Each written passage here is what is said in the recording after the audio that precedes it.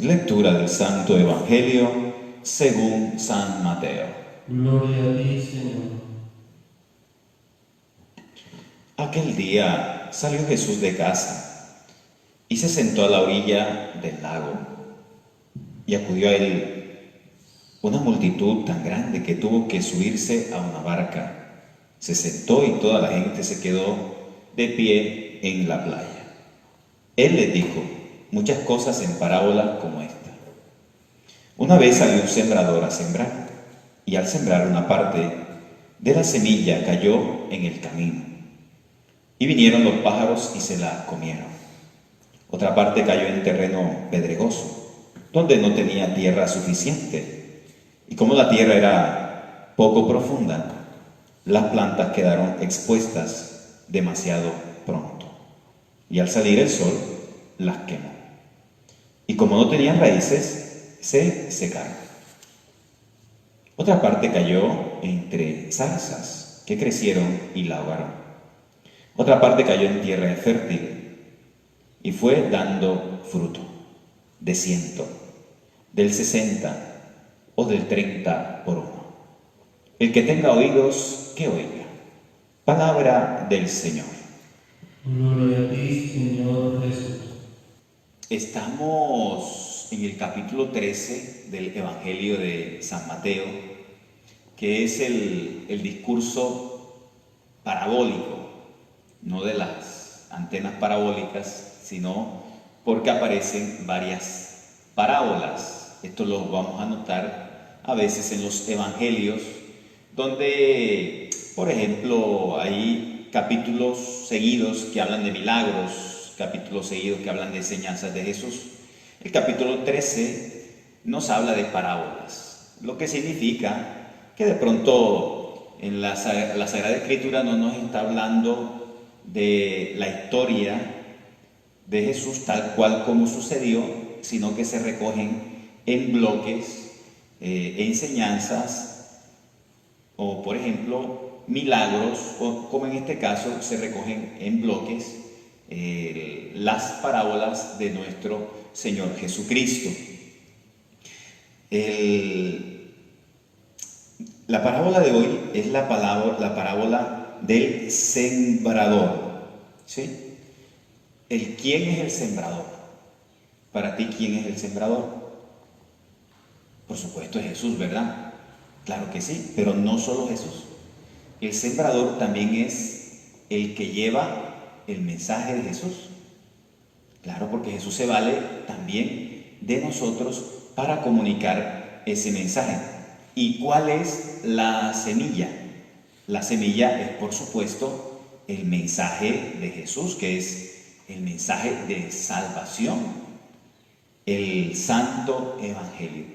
Y aquí sucede algo muy importante, porque tú y yo estamos llamados a ser sembradores de la palabra, a esparcir la semilla del mensaje que lleva a la salvación. Y nos podemos encontrar con algo muy particular, y es que hay diversas clases de tierra. Y hay veces que tú llevas el mensaje y hay personas que no te escuchan, personas que te dan la espalda, personas que hasta se burlarán porque tú les estás comunicando el mensaje.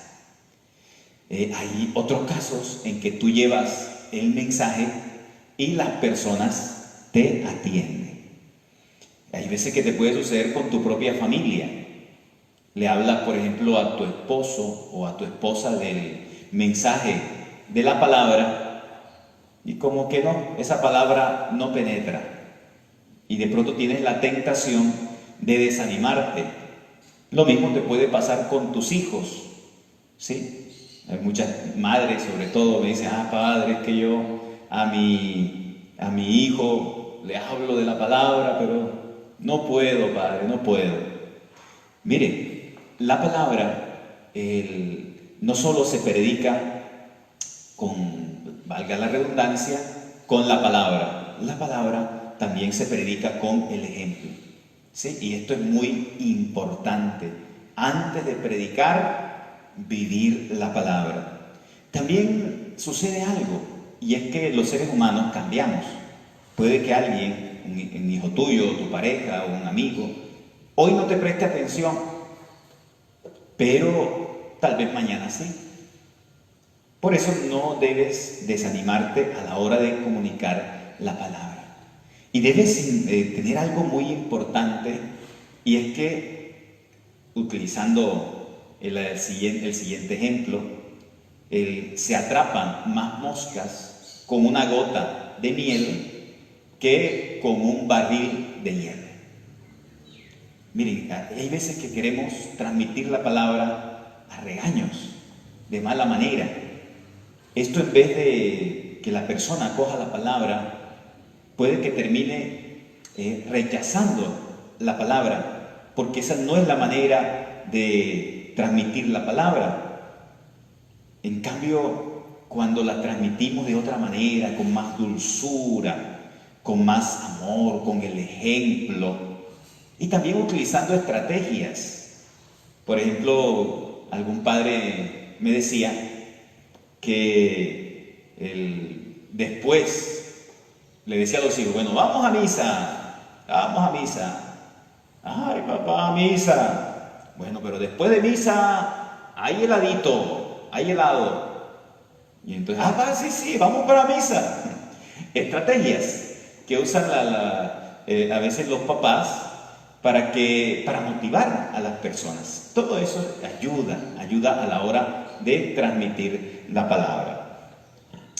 Vamos a mirar un poco la parábola en sí misma. Dice Jesús que cuando el sembrador esparció la semilla, un poco cayó al borde del camino. Vinieron los pájaros y se lo comieron. ¿Sí? Explicación. Jesús inmediatamente en esta parábola no explica ahí abajito qué significa cada cosa, sino como pues unos versículos después. ¿Cuál es la explicación que da más adelante?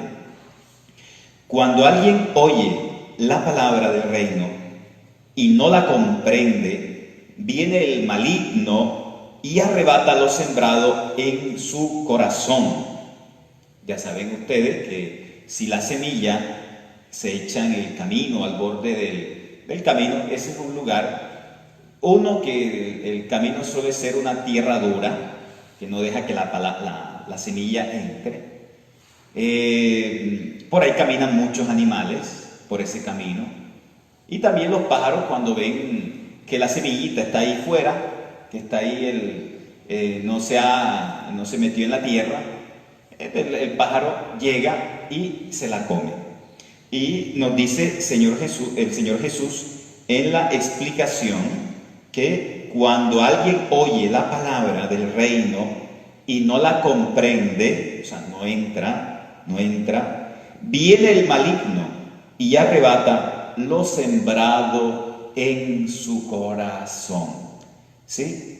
Fíjense que Jesús dice que el más interesado en que la palabra no entre en tu vida, no penetre en tu corazón, de que tú no acojas ese mensaje de salvación, porque es un mensaje que te salva, es un mensaje que te cambia la vida aquí en la tierra, y es un mensaje que te lleva al cielo.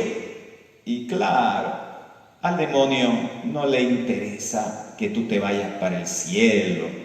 Al demonio no le interesa que tú seas una persona más piadosa, más orante, más de Dios, con un gran amor de Dios en tu corazón y un gran amor al prójimo.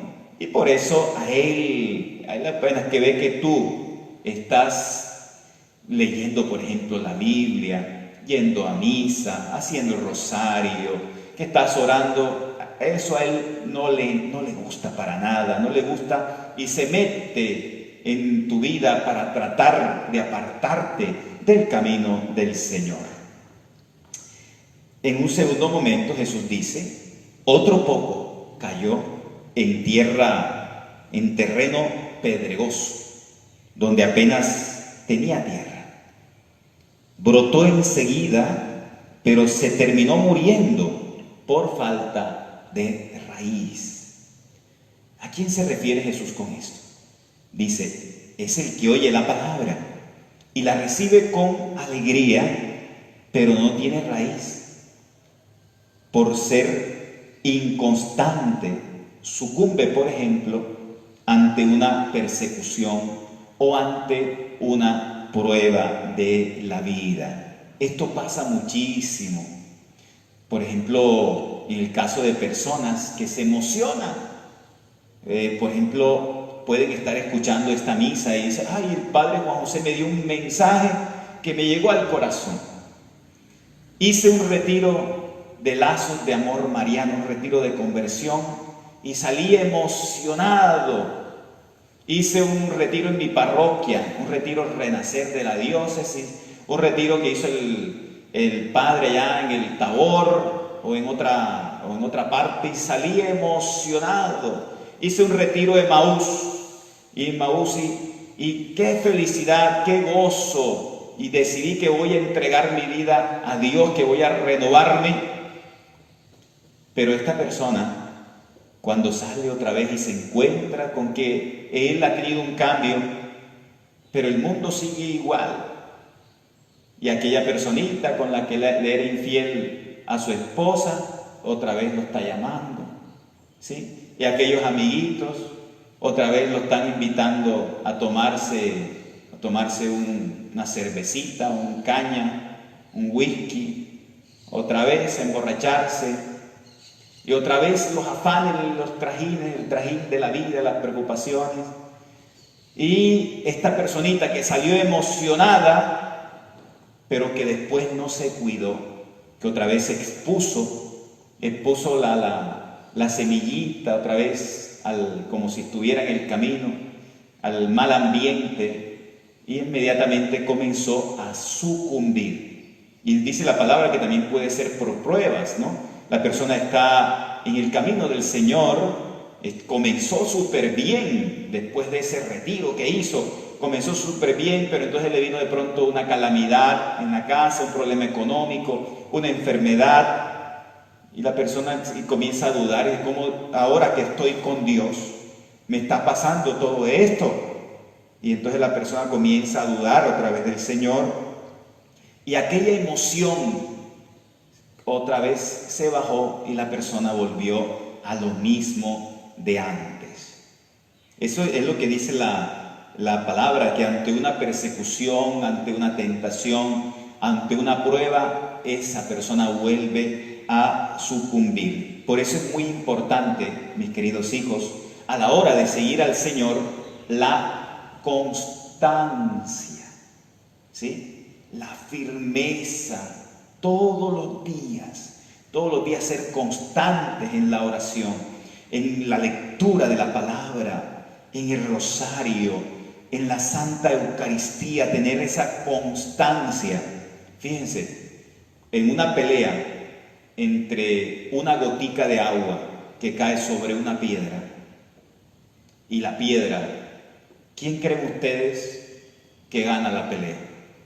¿La gotica de agua o la piedra? Miren, ¿sabe uno que si una gotica de agua comienza a caer todos los días,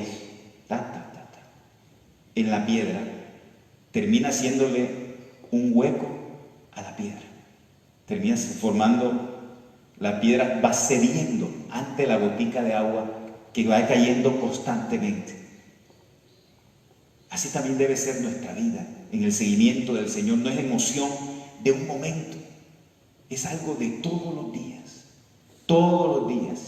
y todos los días con la constancia vamos alcanzando éxitos maravillosos. Esto sirve para todo. Si tú eres constante, alcanzas tu carrera profesional, tu especialización, tu doctorado. Si tú eres constante en tu negocio va mejorando, las ventas van mejorando. Si tú eres constante en la educación de tu familia, todos los días educando vas alcanzando objetivos con tus hijos en la armonía familiar. Así que ánimo, sé constante, sé como esa gotica de agua que cae sobre la piedra y va venciendo la piedra. En un tercer momento Jesús dice: otro poco cayó entre zarzas que crecieron y la ahogaron. La respuesta de Jesús, la explicación de Jesús dice, es el que oye la palabra, pero las preocupaciones del mundo y la seducción de las riquezas ahogan la palabra y la dejan sin fruto. Toca un Señor un tema aquí muy importante y es ese tema del materialismo. Mucha materia y poca espiritualidad, poco trabajo interior del alma. Y estamos en este mundo en donde andamos muy preocupados por el dinero, estamos ocupados en mil cosas, tenemos tiempo para muchas cosas y a veces, hermanos, no tenemos tiempo para aquello que nos salva, para aquello que nos hace trascender, para aquello que nos engrandece como seres humanos, que es a Dios en el corazón. Hay veces que tenemos de todo, muchas cosas, muchos bienes materiales, muchas cosas que hacer, muchas ocupaciones, y a veces no hay tiempo para Dios, no hay tiempo para la espiritualidad. Y perdonen lo que lo diga, y el diablo feliz, el demonio feliz, cuando la persona está llena del mundo, pero no tiene a Dios en el corazón. Miren, les voy a decir algo que se me ocurrió aquí, porque ciertamente Padre, pero entonces no nos vamos a preocupar por los bienes materiales. ¿Sí? No vamos a trabajar, etcétera. Sí, claro que sí, desarrolla tus ideas, haz tus sueños realidad, a que se cumplan esos sueños y esos proyectos, trabaja duro, pero no abandones a Dios. Las dos cosas se pueden, Mira, con platica y con Jesús, maravilloso.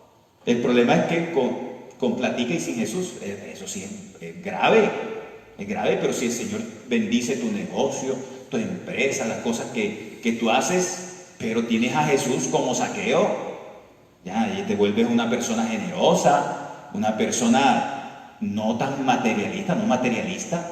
Oye, maravilloso, que Dios bendiga tus proyectos, que Dios bendiga tu empresa, tus ideas, porque necesitamos cristianos líderes en la sociedad, necesitamos cristianos que creen trabajo, que creen empresa, necesitamos cristianos que se eduquen, que se formen. Necesitamos cristianos en todos los campos de la vida. El Señor no te quita eso.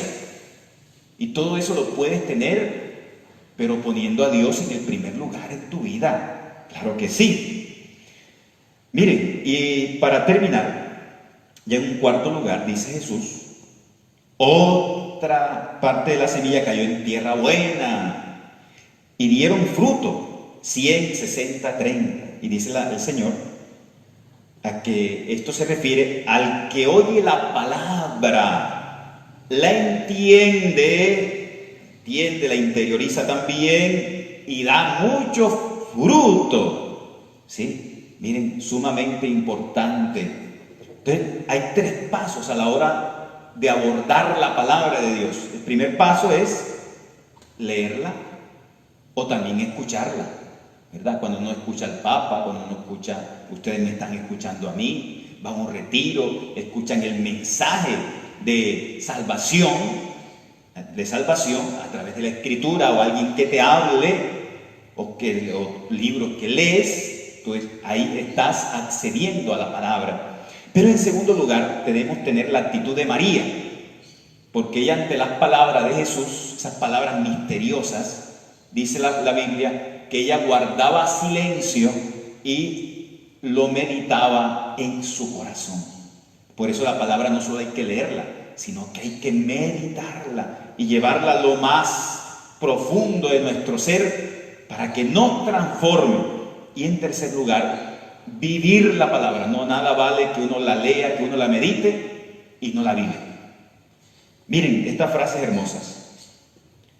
La Biblia, leerla para ser sabio, créela para ser salvo, practícala para ser santo. La Biblia contiene luz para dirigirte, alimento para sostenerte, consuelo para alentarte. La Biblia mata. ¿Padre qué?